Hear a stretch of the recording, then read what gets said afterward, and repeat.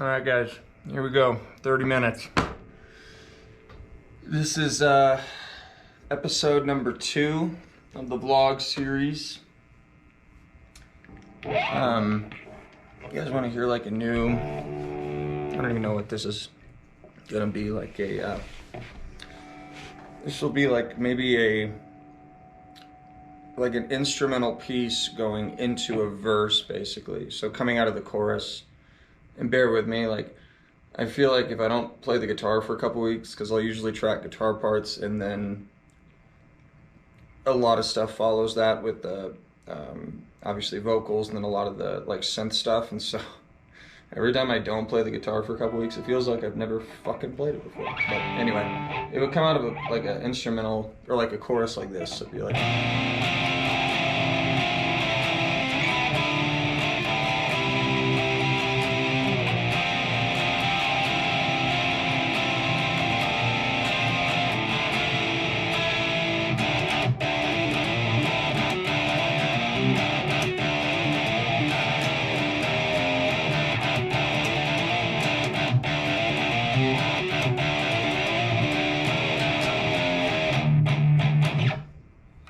Anyway, something like that. I think I've got a really cool vocal melody on that chorus part that I haven't fleshed out yet, so I won't do it here, but it's going to be like a very...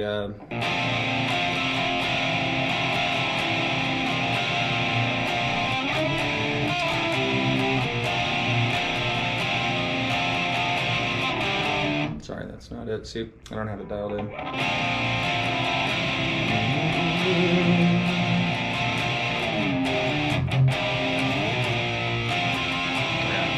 Anyway, something like that. This is, I'll do separate, or one of these episodes for sure will be like behind the scenes. I'll probably call it something like Under the Hood, and take one of the new songs and just do like a screen share, or like a screen record rather, and show you guys like inside of a session how many different things are happening, and you know, go through like each little piece. Like of this new song, Say Words, I might do it for this one. There's like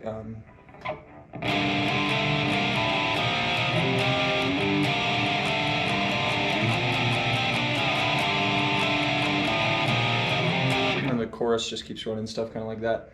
And then on top of that, of course, there's some lead line, and then there's some or whatever, there's like these octave parts that harmonize with that rhythm piece. And I know what I'm doing right now is just kind of random, but there's usually like 3 guitar stacks, and then tons of vocal stacks, and of course the drums, the bass, and the synths, and then the piano pieces. And so I'll go through and yeah, show you guys what that looks like, kind of take you behind the scenes of how I write them, construct them, and then record them, and then how many different pieces are in like each little section of the song. So that'll be good. Yeah. So I waited too late, not too late, but I should have done this earlier. I had a crazy day with music stuff, and then some tree beaver stuff, and so I'm kind of late at night here, but that's all good because we're committed. Once a day, 30 minutes. Chris's talk therapy session. I want to talk about tree beavers today. Obviously I spent quite a bit of time yesterday talking about it and sort of introducing it, but I think I want to take you guys through just sort of the last 10 or 11 years of that company, of this company. And it's a crazy story, and it continues to unfold because we're still growing, and yeah, it's insane.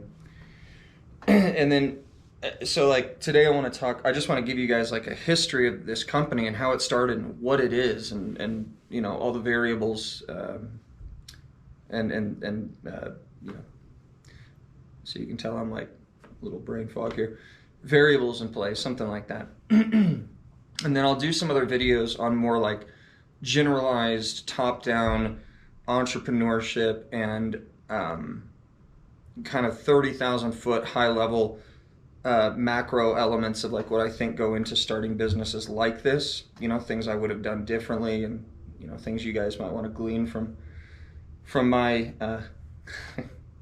catastrophic failures over the years. But anyway, this video, I just want to kind of share with you guys what this thing is, this logging company that we call Tree Beavers.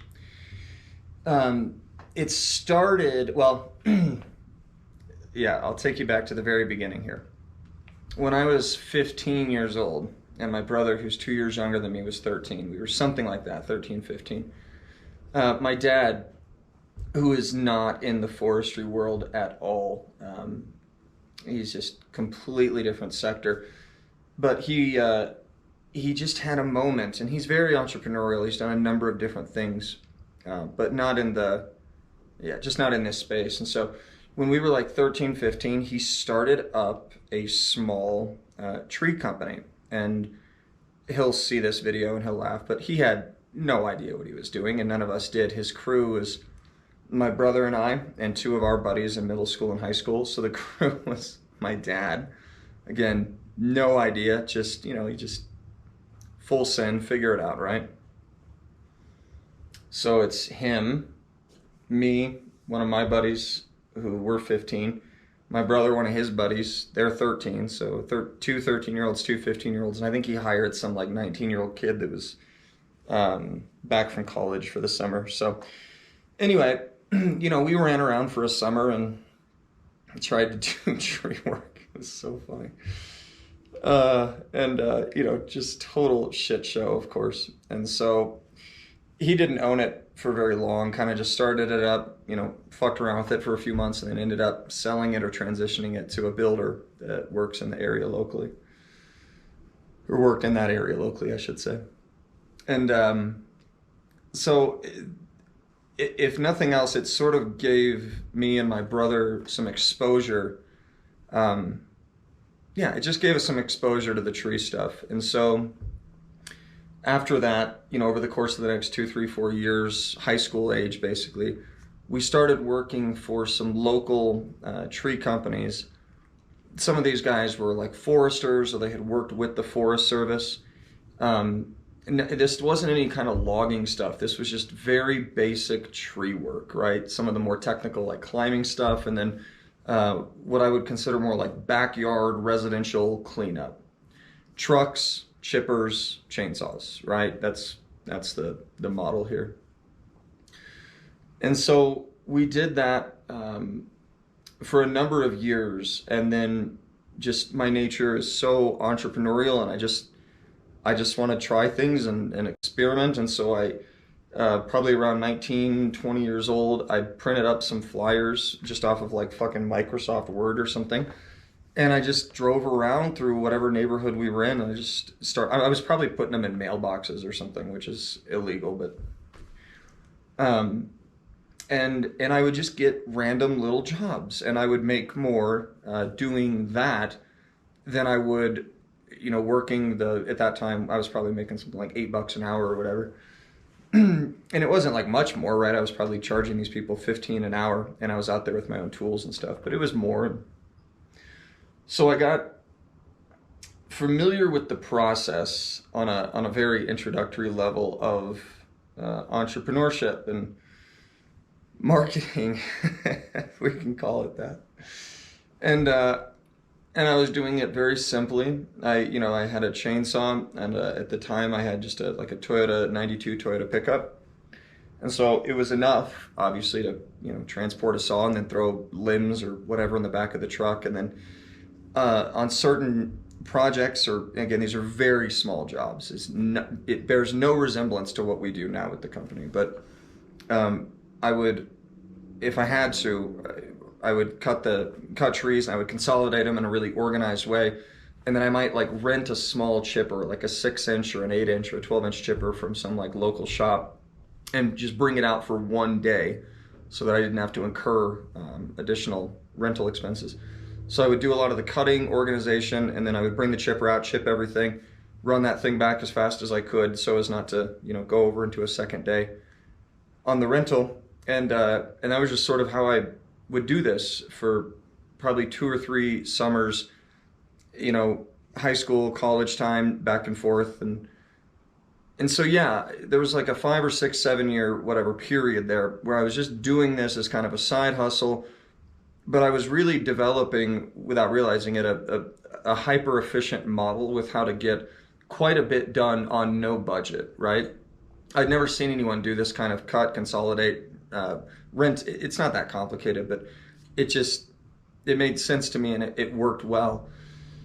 And so, in something, I forget exactly, I think it was 2012, my brother, who had been out of state doing some like different construction work, came back to Colorado. I don't think I forget what I was doing before, but whatever job it was, I'd either quit or it had ended, and he's back. And so we're like, hey, let's do this, let's set up an LLC. We had enough money, probably something like $500 to go to like some little local print shop and have them run just like a mailer piece, like what do they call them now? I do these all the time. EDDM, every like direct mail pieces. And now I use a huge group that like sends out 15,000 pieces at a time. But this we probably did like 300 or something, right? And it just got dropped in the little area that we were, and it was enough to drum up some work where we definitely were not busy full time that first year. But again, like just kind of planting the seed, getting started. We were both renting rooms and things like that for a few $100 a month, and yeah, just kind of building a base or a foundation. And after about a year of doing that, really making no money, just covering costs and trying to build some infrastructure, we were able to, so we must have had a little bit of money. We were able to finance, it was like a $16,000 or $17,000 tree chipper, which is not expensive for a chipper. I mean, it was an old used one, but it was the first piece of equipment that we bought. I think we might have bought a dump trailer before that, so we might have gotten like the chipper in the second year. In fact, that is what we did. We bought like a 4,000 or 5,000. Again, we're financing these things. We didn't have $5,000, but we could go to the bank and we could beg people for a loan. And if you're persistent, you can usually get it. So yeah, here we are in business for a year. Maybe we ended up with a couple $1,000 or something. We were able to go get a hydraulic dump trailer, at least so we didn't have to rent trailers when we needed them. And just kept doing the thing, kept trying to hustle and find projects and do work. And of course, in the beginning, we're doing work for way less than everyone. That's how you break in, is you got to pretty much work for free and start building that clientele, trying to get that word of mouth moving. It's what these types of businesses are all about. So then, yeah, like something like second year, we get this, it was a 12-inch chipper, 16, 17 grand, financed it on 5-year terms. It was some fucking ridiculous, like 20% or whatever. It was like credit card style interest rate, but that's just the nature of the beast when you're new in business, and it's the price to play the game. So got that chipper. That was kind of a game changer, because at that point, my brother and I co-own this thing. We're a couple years in. We probably had 3 or 4 employees, maybe more even. And we had started occasionally being able to, branch out and do 2 projects at once. And we've got, at that time or at that point, we've each got our own truck. We've got a dump trailer. We've got a chipper and chainsaws. So, within the first couple years, still very small, still very introductory, we had in almost every way no idea what we were doing, but we had started to take the shape of a real company. And again, not again, I haven't said this yet, but neither of us had like a vision of doing this for a super long time, right? It was kind of a thing that we're in our early mid-20s at the time, and it just, let's go for it and see what happens. So a couple of years in or whatever, to even have these kind of tools and these kind of machines, you know, even though it's all financed, but payments are super manageable and stuff like that for the most part. It was cool. Like we were stoked, you know, and rounding out that 2-3 year mark, things just kept building. There was never like crazy growth. At least not in the beginning stages, but it was just steady build up. One thing that I have failed to mention, but because I'm not editing these videos, I can't go back and the first year, right around the year mark that we were in business, there was a huge, burned like 15,000 acre wildfire came through the area that our business is still primarily working out of.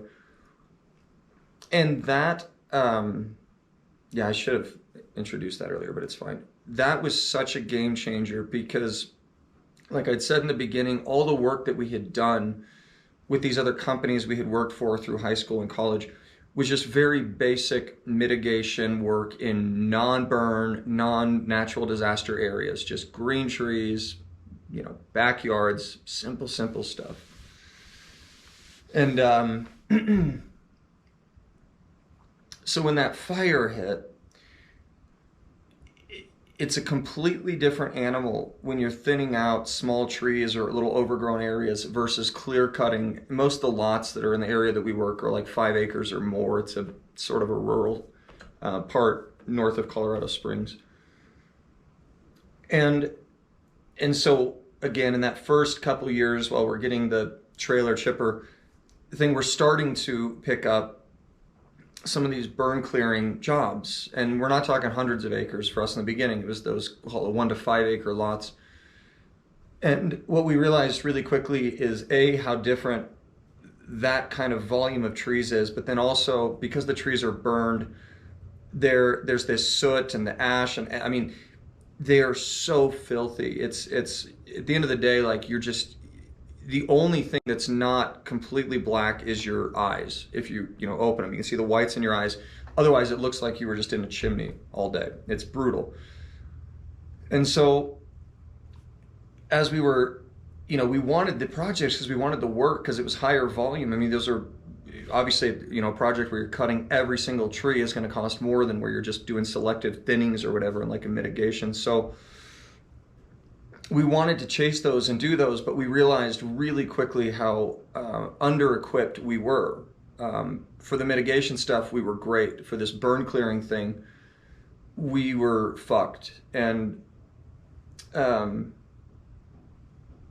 yeah, it was really absolutely brutal, grueling work. And we couldn't keep employees because they didn't want to do it. And I totally get why. It was nasty stuff. Just breathing that shit in all day, chipping it. There's dust in the air, and you're breathing in all of that burn material, and it was just horrible. So we eventually realized, look, if we're going to do this and we're going to go for these, at that time, larger projects, 5 acre stuff, we needed to pivot the model a little bit away from chainsaws, chippers, and start moving more towards skid steers, which most of you are probably familiar with the skid steer, but like a Bobcat might be, Bobcat's a brand, but oftentimes people will call them Bobcats. They're sometimes 4 wheels, other times tracks, but skid steers, because you can put different attachments on them. And if you've got a skid, all of a sudden the skid is picking up the logs, right? And the skid's moving it to the chipper, and I'm not doing it. My brother's not doing it. My guy, we're not just picking up thousands of logs throughout these properties and trying to carry them place to place. It was just getting brutal. So we got a skid steer. And that's where it started getting a little dangerous because the price of the machines is going up here, right? It starts with a $5,000 dump trailer, and then it's a $16,000 chipper, and then it's a $25,000 or whatever, $30,000 skid steer, and all the attachments are $2, $3, $4, $5 grand, and then you got to have a trailer to haul it, and now all of a sudden you got to have a bigger truck because the trucks that we have are under-equipped or underpowered to haul that stuff. And so within a year or two, something like that 3-4 year mark, we started bringing in, again, all financing, right? We got a great lender at one of the local banks who I cannot believe they were willing to give us the loans that they did, as lean as we were running the company, and as we were never putting anything down. And I mean, we've never missed a payment, but I'm still shocked that we were able to get these loans. But at about that time, we'd found some opportunities so we'd been doing these 5-acre burn clears, still doing some of the mitigation stuff. Now we've got, a truck finance, like I said, trailer, chipper, skid. This thing's starting to not get out of control yet, but the makings of it are there. And whenever you bring in that kind of debt, at least at that time, that amount of debt, the stress, it just starts to increase exponentially, because you've got the monthly nut that you've got to cover starts growing so quickly. And the pressure of constantly having work, good, profitable work, trying to keep those machines from not breaking down, which is what heavy equipment does. It had started to really affect my brother and I. And we moved into, at some point, we were able to pick up some even larger projects where we start moving towards these like 50, 100-acre. And that's where everything got insane, because I was being way too aggressive with spending and with growth. My ambition for growth was out of control at the time, and it was just, I saw an opportunity and I really wanted to capitalize, and I believed that we could do it. And so we went out and we just were so over leveraged on all the machines I've mentioned. And then we had to even get into some bigger stuff, which we ended up trying to do rentals on, big $500,000, $600,000, $700,000 masticators. These things are huge. They're basically front end loaders with these big rotary drums on the front that have offset teeth, and they just blow up. You've probably seen videos online of them. And so we start trying to play this game of these larger projects with these bigger machines. Mind you, we've never run these before. Like, we're learning as we're going here, right? So this, one of my favorite quotes, it's from, I think it's Blow, the Johnny Depp movie, and he says something like, in the end, I'll always know that my ambition far exceeded my ability. And at that time, that sentiment rang true in everything that we were doing, especially myself. Like, we didn't have the skill, we didn't have the wherewithal, we didn't have the knowledge, we didn't have the funding. We just saw opportunity, and we were trying to capitalize on it. And so I made a couple of really foolish purchases. We brought in a harvester, which is one of those crazy machines that cuts trees down, grabs them with these 2 hydraulic arms, rotates them 90 degrees, and then runs them through these big rollers, and it delimbs them and then takes the top off. Again, it's brand new. These are $1 million machines. I bought a used one from an auction for like 50 grand, out of state, sight unseen, because I'm a fucking idiot. And we got it out here, and of course it didn't work. I mean, like, it ran for like an hour, and then every line came loose, and there was just hydraulic fluid everywhere. Like, every failure on that machine is, multi-$1,000 fix and repair. And so we got that machine, and then we got these other ones that we're renting, and then all the other debt from the machines that we brought on as we've been trying to go out, and it got out of control really quickly. And it caused, my brother was beyond overwhelmed. I was beyond overwhelmed. We were just in a really brutal spot, and he got to the point where he was like, I just cannot do this anymore. And so, we'd been running this thing together since the beginning, and we had slightly different roles. Mine was more on the admin side of going out and getting work and a lot of logistics stuff and hiring and all that, and Ty was always more on the operations side. And so when he left, And we didn't leave on good terms, right? My brother's basically always been my best friend for basically all my life. And when he left, this is the first time in our entire lives that like we didn't talk for probably 2 years, close to it. And that was just unspeakably horrific. I mean, anyway, he ended up taking off for good. I don't blame him at all, for good reason. Like, this shit was a fucking mess. And it was just imploding.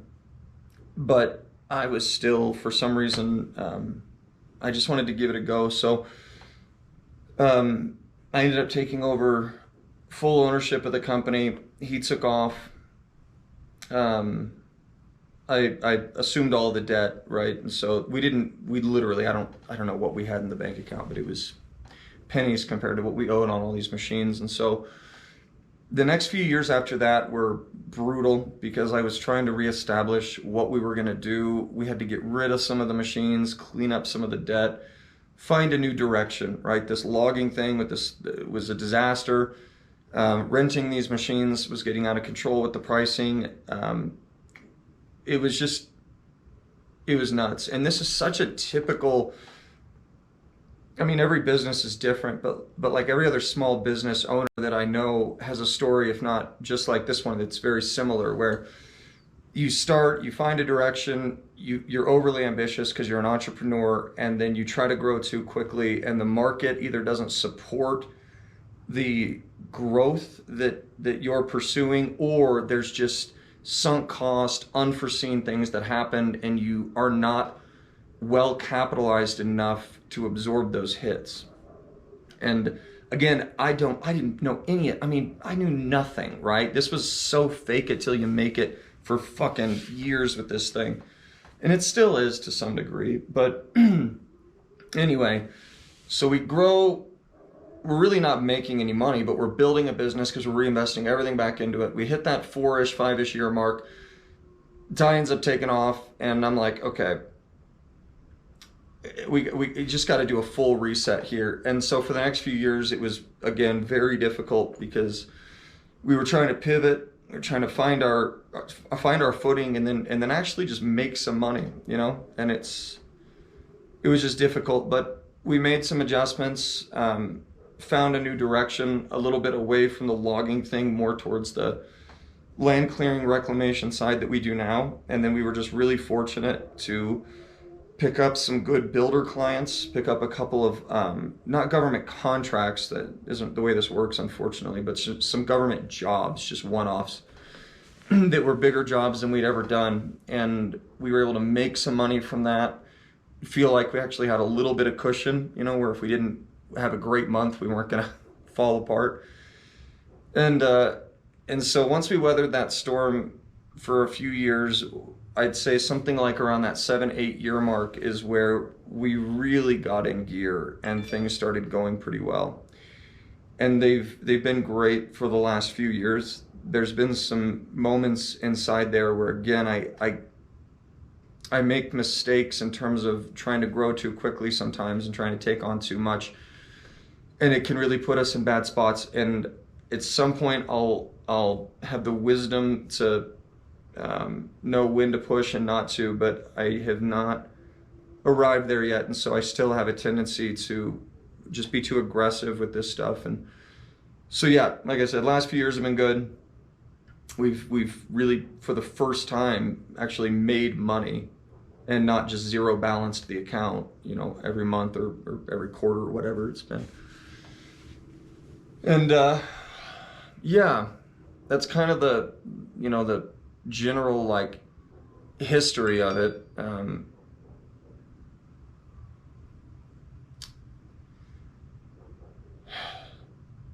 I've had my foreman that's been with me, that he runs the operation side of this thing almost completely now. He's been incredible. He's been with us almost since the beginning. Like he probably came in at the like year 2 mark, and literally just absolutely no chance I could have done this without him. I couldn't have weathered the storm when my brother left, and yeah, even some of the rebuild stuff and the adjustments we've had to make with the equipment inventory, and so maybe I'll try to bring him in on an episode or something. He's just incredible, and he's done such an unbelievable job, and truly is. Yeah, there's my 30 minutes. That went much faster than yesterday's did. All right, so part 2 tomorrow. I'll pick up where I left off on this, and I'll try to do it earlier in the day so I'm not so fried by the time I get here. See you tomorrow.